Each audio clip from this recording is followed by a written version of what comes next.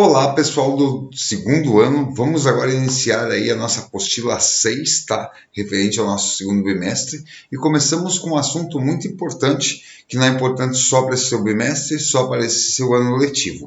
É importante para o teu vestibular do ano que vem, porque é um dos gêneros mais cobrados na Federal. Como eu já falei, a Universidade Federal do Paraná não cobra uma redação só no seu vestibular, cobram 3, e 2 gêneros aí vão aparecer sempre.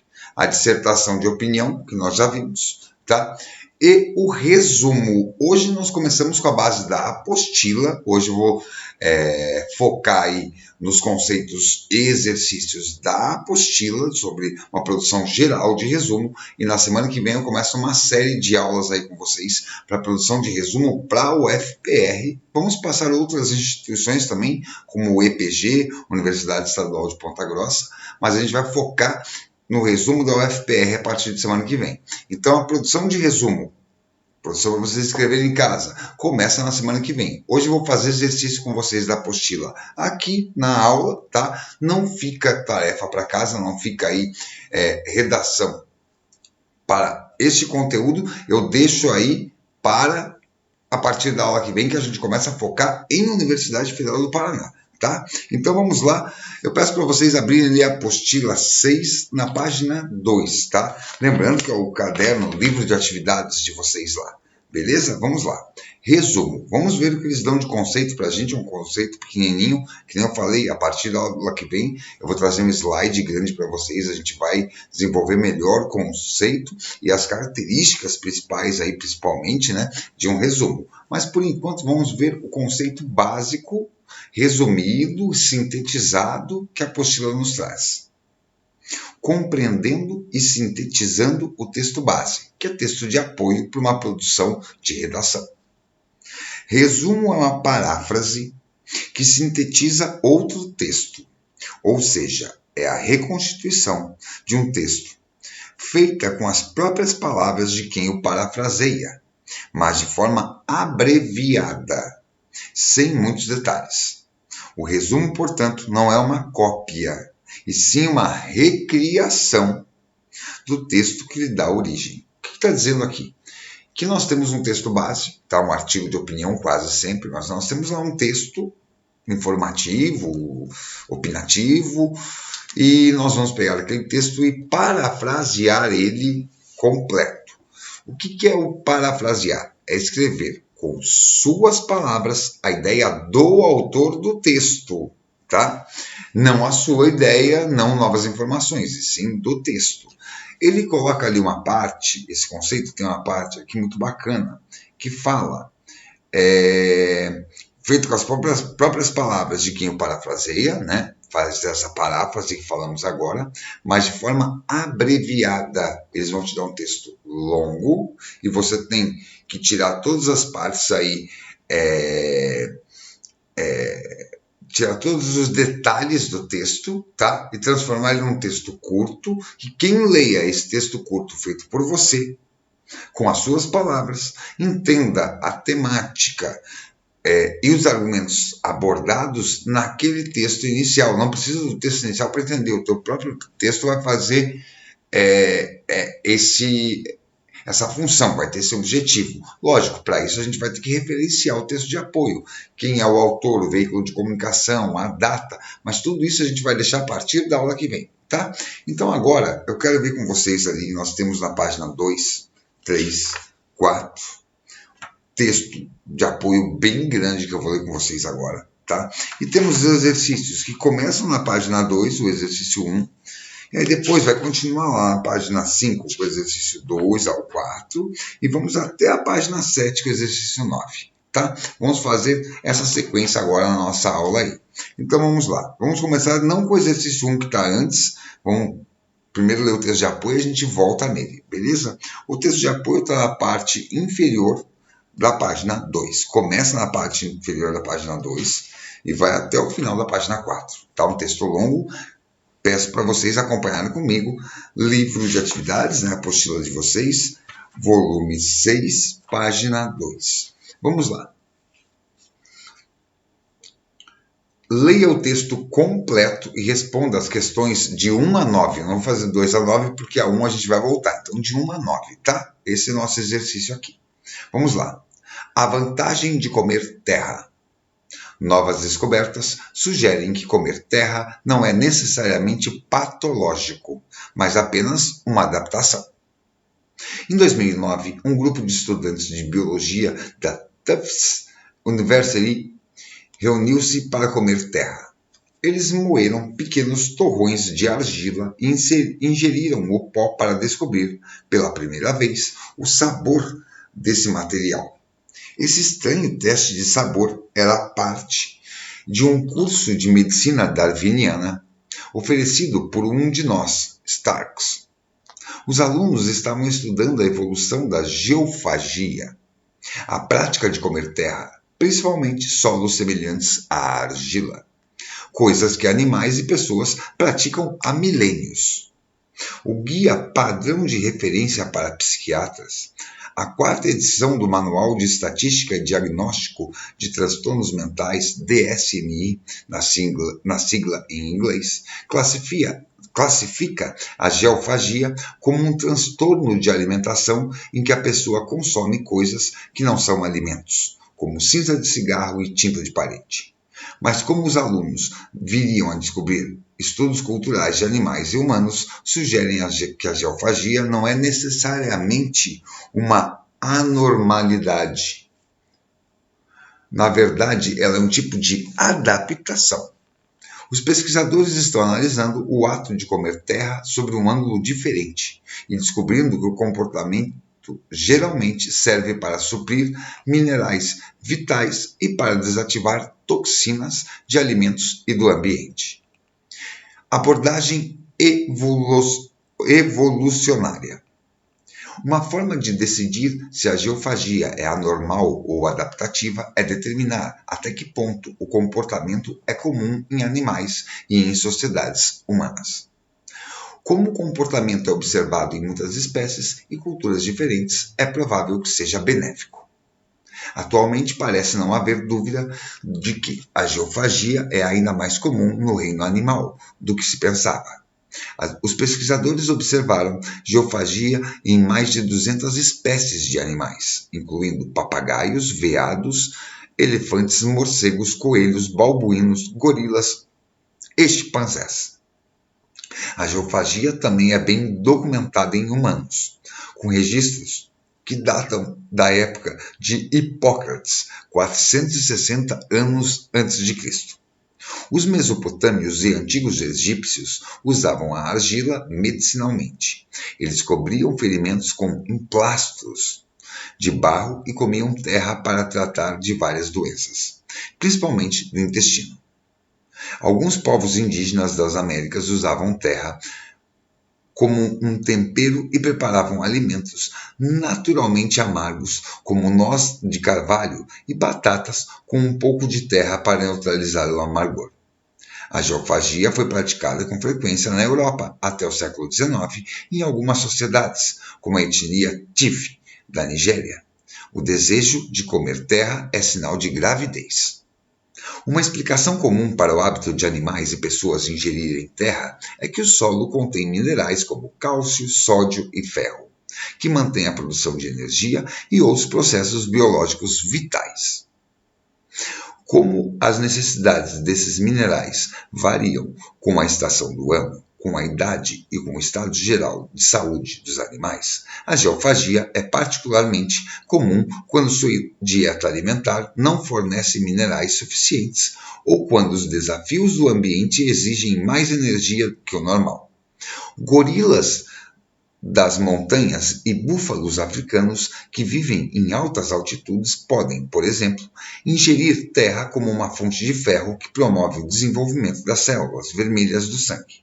Elefantes, gorilas e morcegos consomem terra rica em sódio quando sua alimentação não contém quantidades suficientes desse elemento químico. Populações de elefantes visitam constantemente cavernas subterrâneas onde cavam e ingerem rochas ricas em sal. Entre populações humanas da África, os que têm acesso direto ao cálcio não praticam geofagia com tanta frequência. A necessidade de cálcio pode explicar, em parte, por que a geofagia é mais comumente associada à gravidez. A mãe necessita de mais cálcio à medida que os ossos do feto se desenvolvem. Ainda assim, o déficit de minerais não explica completamente a geofagia.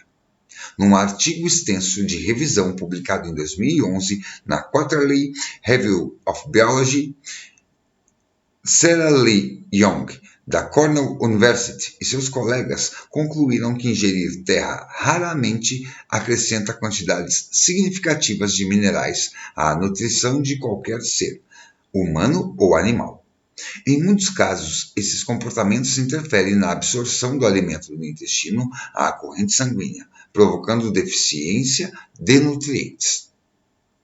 Se animais e humanos não estão retirando da terra que ingerem o suprimento de minerais de que necessitam, qual seria então o benefício da geofagia? Uma segunda explicação que está ganhando adeptos é que comer terra geralmente é uma forma de desintoxicação. A terra desintoxica. A ideia de que, na maioria dos casos, comer terra é provavelmente uma forma de eliminar toxinas pode explicar por que as pessoas e animais geralmente preferem solos semelhantes à argila.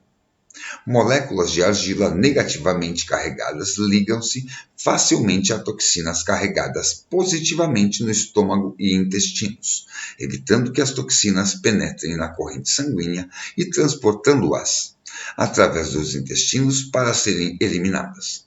A desintoxicação pode explicar também por que alguns povos indígenas preparam refeições com batatas e nozes de carvalho com argila.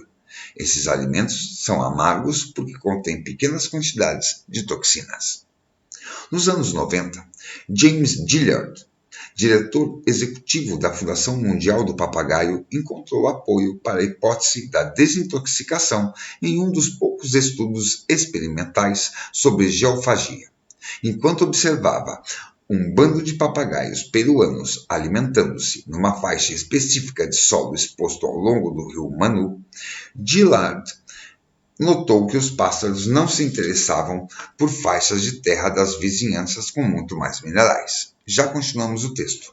Nós temos no final da página 3 ali, pessoal, um glossário, que é para explicar algumas palavras que não é muito comum no nosso dia a dia. Primeira palavra ali, emplastros. Medicamentos de uso externo aplicados como curativo, que, sob a ação de calor suave, amolece levemente, aderindo à pele. Artigo de revisão. Texto que revê toda a leitura, bibliografia, existente sobre determinado tema. Vamos continuar o texto lá na página 4. Ele pressupôs que os papagaios não estavam ingerindo terra por causa dos minerais, mas para neutralizar alcaloides tóxicos das sementes e frutas não maduras que fazem parte de sua alimentação. Toxinas presentes em vegetais ou carnes geralmente irritam o intestino. Para testar a hipótese, Gilliard alimentou alguns papagaios com o alcaloide tóxico quinidina, com e sem a terra preferida, e mediu a quantidade de alcaloide presente no sangue dos pássaros depois da refeição. Os pássaros que não consumiram terra exibiram níveis mais altos de quinidina no sangue. Os pesquisadores observaram os mesmos efeitos benéficos em chimpanzés e babuínos que receberam suplemento de argila em suas refeições. Estudo com morcegos revelam mais evidências dos efeitos benéficos da terra na desintoxicação. Um estudo publicado na PLOS ONE em 2011 questionava se morcegos da Amazônia visitavam encostas de despenhadeiros de argila exposta para nutrir-se ou desintoxicar-se. Christian Voigt, do Instituto Leibniz de Pesquisa em Zoologia e Vida Selvagem, em Berlim, e seus colegas capturaram morcegos de duas espécies diferentes, uma que se alimenta principalmente de frutas e outra cuja dieta se baseia principalmente em insetos. Voigt acreditava que, se os morcegos estivessem ingerindo argila por causa dos minerais, ele deveria encontrar menor quantidade de morcegos comedores de frutas nas encostas de argila, porque as frutas contêm mais minerais que os insetos. mas a maioria dos morcegos que capturou nas encostas de argila eram consumidores de frutas, e muitas fêmeas estavam prenhes ou aumentando. Voigt concluiu que as fêmeas frugívoras prenhes visitavam as encostas de argila para se desintoxicar porque estavam comendo 2 vezes mais para alimentar seus bebês. O que significa que estavam ingerindo 2 vezes mais toxinas vegetais de frutas não maduras, sementes e folhas. Como os morcegos, mulheres grávidas também podem ingerir terra por suas propriedades desintoxicantes, além de fontes suplementares de minerais. O primeiro trimestre da gravidez incomoda muitas mulheres com náuseas e vômitos, e estudos cruzados de várias culturas mostram uma associação entre geofagia no início da gravidez e o mal-estar matinal. Mulheres de países subsaarianos e do sul dos Estados Unidos relataram consumir argila para aliviar esse desconforto. Alguns pesquisadores propuseram que o mal-estar matinal elimina as toxinas da mãe, que podem prejudicar o feto. Talvez a geofagia e o mal-estar matinal funcionem em conjunto para proteger o desenvolvimento do feto. Como a argila pode conter bactérias e vírus, ela também protege mãe e feto de patógenos como a Escherichia coli e o Vibrio cholerae, presentes em alimentos. Embora apenas recentemente a comunidade científica tenha reunido evidências suficientes para sugerir que a geofagia é um comportamento adaptativo, ao longo de milhares de anos, muitas pessoas, e não apenas mulheres grávidas, usaram minerais da argila como remédio para náuseas, vômitos e diarreia. Na era da medicina moderna, empresas farmacêuticas aproveitaram as propriedades associativas do caolin, um mineral da argila, para produzir o Calpectai, um medicamento que trata diarreia e outros problemas digestivos. Finalmente, o composto sintético subsalicilato de bismuto, o principal ingrediente do Pepto-Bismol, constituiu o caolin, mas a argila ainda é usada atualmente de outras formas. Caolin e esmixitas se prendem não só às toxinas nocivas, mas também a patógenos. Fazendeiros utilizam argila no preparo de ração para inibir a transmissão de toxinas. E alguns pesquisadores propuseram aproveitar as propriedades de associação patogênica da argila para purificar a água. É claro que ingerir terra também pode ser perigoso. Juntamente com minerais e materiais desintoxicantes, seria possível ingerir bactérias, vírus, vermes, parasitas e quantidades ameaçadoras de chumbo e arsênico, não intencionalmente. Devido a esses riscos, consumidores modernos de terra deveriam se limitar a produtos comercialmente seguros, passados por aquecimento ou esterilização, mas não deveriam ser estigmatizados por seu comportamento. De forma geral, as evidências mostram que, em muitos casos, a geofagia não é um sinal de doença mental, mas uma defesa específica que evoluiu para combater toxinas e provavelmente para suprir déficits de minerais. Embora possamos não pensar em geofagia quando tomamos vitaminas ou procuramos alívio numa colerada de Calpectai, na verdade, estamos participando da prática ancestral de comer terra. Texto aí de Starkspd e B.E. Slabeck. O nome do texto é A Vantagem de Comer Terra, publicado na revista científica American Brasil, São Paulo, no ano aí de 2012, julho de 2012. Nós temos no final dessa página também um glossário com 4 palavrinhas, vamos ver lá.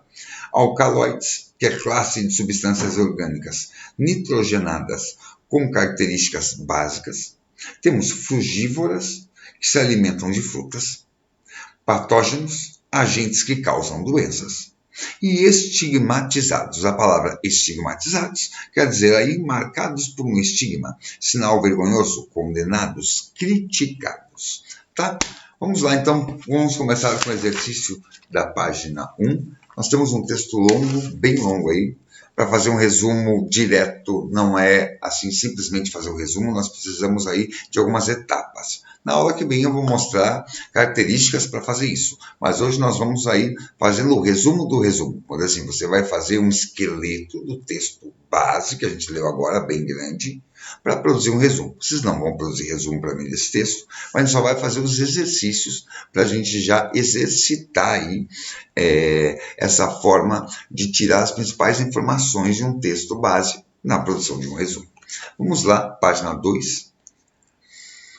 Exercício 1. Observe no artigo de divulgação científica A Vantagem de Comer Terra estes elementos: títulos, subtítulos, linha fina, imagem, diagramação do texto, informações sobre os autores, suporte e seção em que foi publicado. Depois responda: que informações esses elementos adiantam sobre o texto? Ele está falando sobre a primeira leitura, não é nem leitura, a primeira passada de olhar no texto. Tá? Quais as informações que esses elementos aí, título, subtítulo, linha fina, imagem, quais as informações que esses elementos adiantam sobre o texto? Você nem leu o texto ainda, nem leu o artigo, mas o que isso adianta para você aí? O que dá um início aí, pré-leitura do texto? Primeiro, adiantam o quê? As informações sobre o gênero. Qual o gênero aí? É um artigo de divulgação científico. E também informações sobre o conteúdo, tá? Aspectos benéficos na ingestão de terra descoberto por pesquisadores. Isso a gente já pega ali no subtítulo quando está: novas descobertas sugerem que comer terra não é necessariamente patológico, mas apenas uma adaptação, tá? Nós temos que pensar aí, pessoal, que nós temos aí uma leitura preliminar do texto nessa primeira passada de olho aí, tá? Quando a gente observa apenas algumas informações visuais, como nós caracterizamos agora, em destaque que está ali no texto, a foto, tudo, nós ficamos mais preparados para compreender o texto que nós ainda não lemos, mas nós já temos uma ideia. Isso que a gente vê nas manchetes, né? No Facebook, a gente vê a manchete, a gente já pensa o que é o texto. Está errado, a gente tem que ver a manchete, ela já dá uma ideia do texto, muito bom isso, mas a gente tem que ir na fonte principal, que é o texto completo. Mas essa questão A, né, a opção A, a primeira questão ali, A, da questão 1, nós temos o quê? Nós temos ali que as informações de elementos que nós vemos visual na primeira passada de olho é importante para nos preparar para compreender o texto que a gente vai vir a ler. B. A que público o artigo se dirige? Como chegou a essa conclusão? É um público interessado em ciência, tanto que está na revista Scientific American, que é respeitada na divulgação científica no mundo. Porém, é para especialistas e leigos. Por quê? Porque não tem uma linguagem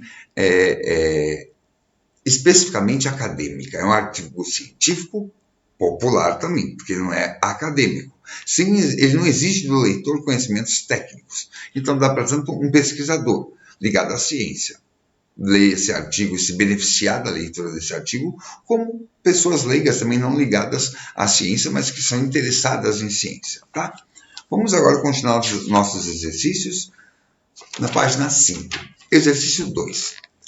Qual é o assunto principal do texto? Essa é a primeira coisa que a gente tem que pegar na leitura de um texto base para produzir um resumo.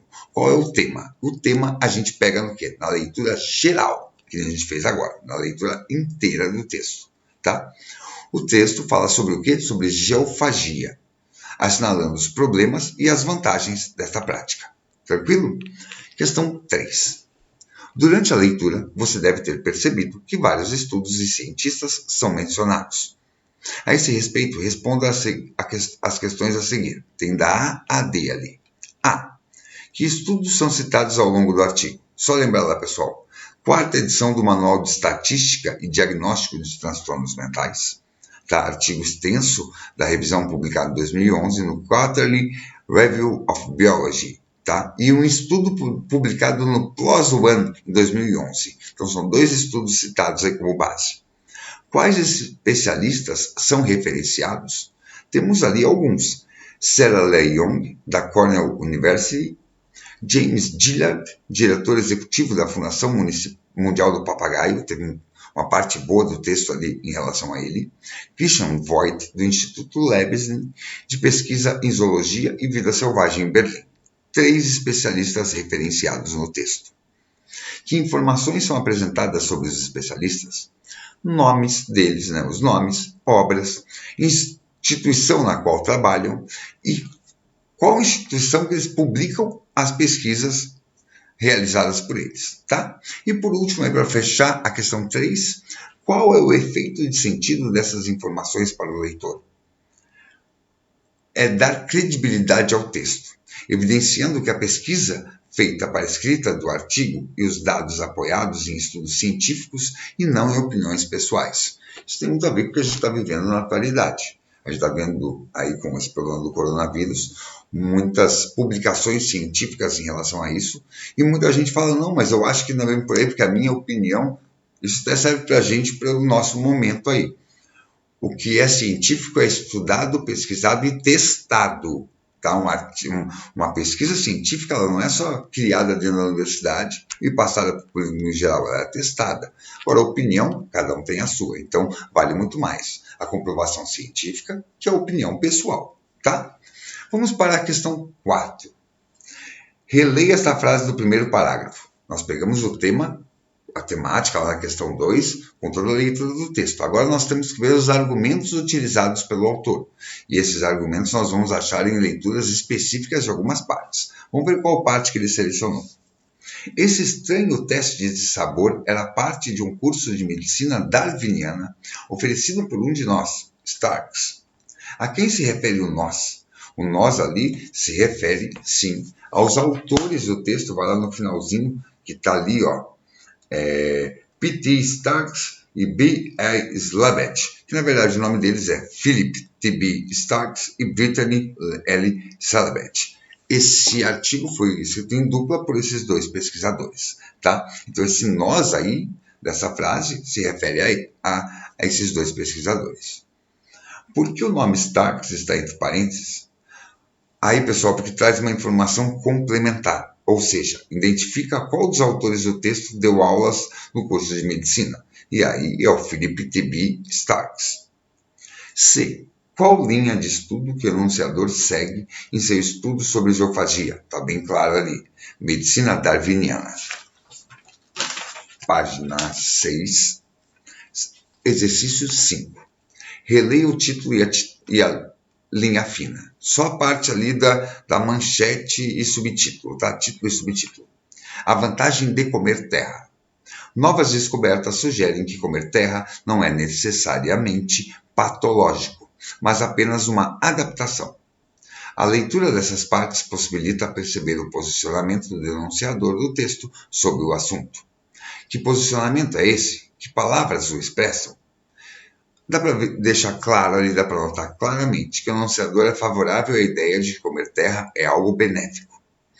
Isso a gente consegue ver pelas palavras vantagem e apenas uma adaptação. O enunciador expõe um posicionamento contrário.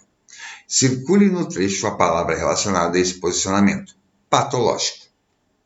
C. Sublinhe na linha fina a palavra usada para contrastar esses 2 posicionamentos.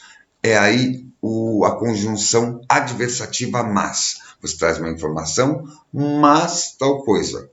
Eu gosto de comer banana, mas prefiro morango, tá? Esse mas é para trazer um adverso, o contrário, beleza? O contraste também aí. 6, exercício 6. No artigo há 2 explicações para a geofagia, que representam o posicionamento do enunciador do texto. Explicação 1, a geofagia serve para suprir minerais vitais ao organismo. E explicação 2, ela tem a função de eliminar toxinas de alimentos, evitando que elas penetrem na corrente sanguínea. A. Qual explicação parece ser preferida do enunciador do texto? Como você chegou a essa conclusão? Aí a resposta adequada seria algo aí mais ou menos por o enunciador do texto parece preferir a segunda explicação, tá? Que ganha destaque no texto com o subtítulo A Terra Desintoxica. Ele fica mais tempo, ele dá mais atenção aí à desintoxicação do que a parte de receber minerais aí, beleza? B. Releia. Ainda assim, o déficit de minerais não explica completamente a geofagia. Num artigo extenso da revisão publicada em 2011 no Quarterly Review of Biology, Sarah Lee Young, da Cornell University, e seus colegas concluíram que ingerir terra raramente acrescenta quantidades significativas de minerais à nutrição de qualquer ser, humano ou animal. Em muitos casos, esse comportamento interfere na absorção do alimento do intestino à corrente sanguínea, provocando deficiência de nutrientes. Esse parágrafo confirma ou contesta a explicação 1 lá, que a geofagia serve para suprir minerais vitais ao organismo. Explico. Esse trecho traz um argumento contrário à explicação 1, tá, pessoal? Por quê? Porque o estudo apresentado defende que não se pode considerar que a geofagia supre a necessidade de minerais. Ainda assim, admite a probabilidade de só excepcionalmente a geofagia servir para suprir isso, né, as deficiências de minerais. Então, na verdade, ali ele é contrário, ele contesta a explicação, tá? 7. Os praticantes da geofagia demonstram preferência por um tipo de terra. A. Que tipo de terra costumam ingerir? De preferência, solos argilosos. B. Qual é o fundamento científico dessa preferência? As moléculas da argila têm propriedade de associar-se a toxinas, impedindo que essas estejam absorvidas pelo organismo. Vamos ali para o final aí dos exercícios, está na página 7, exercício 8 e 9. Vamos para o 8. As pesquisas apontam uma associação entre geofagia na gravidez e o mal-estar que as grávidas têm nos primeiros meses de gestação. A. Como a geofagia pode proteger o desenvolvimento do feto? Pessoal, aí há duas hipóteses. A primeira é que, ao comer terra, a gestante ingere minerais, como o cálcio, que suprem necessidades do feto. Essa hipótese é constatada pela pesquisa de Sarah Lee Young, mas não é terminantemente excluída. A outra hipótese, mais aceita, tá, pessoal, é que a geofagia elimina as toxinas da gestação que poderiam prejudicar o feto. Mais uma vez, desintoxicação. B. Que relação pode haver entre o mal-estar das gestantes e a geofagia? As gestantes sentem mal-estar durante a gravidez, porque provavelmente seu organismo está tentando expulsar as toxinas que poderiam prejudicar o feto. Por causa do mal-estar, elas ingerem argila, que contribui para a expulsão das toxinas. 9 e último exercício é para fechar nossa aula. Ao final do artigo, por que o enunciador do texto afirma que quando tomamos vitaminas ou calpectate, estamos participando da prática ancestral de comer terra? É assim que ele finaliza o texto, que ele conclui a ideia aí. Porque buscamos suprir nossas carências nutricionais ou eliminar toxinas, assim como nossos ancestrais faziam quando ingeriam terra. Tá? É uma forma indireta, aí ele está querendo dizer, de comer terra. Pessoal, na aula que vem, a gente vai continuar na apostila ali da natureza do resumo, e aí eu vou vir com um slide para a gente ver as características principais, tá? Slide 4, características principais para a produção de um resumo. A gente começa já a produção de resumo da apostila na semana que vem. Beleza? Então, uma ótima semana de estudo a todos, tá? Um grande abraço e até semana que vem. Tchau!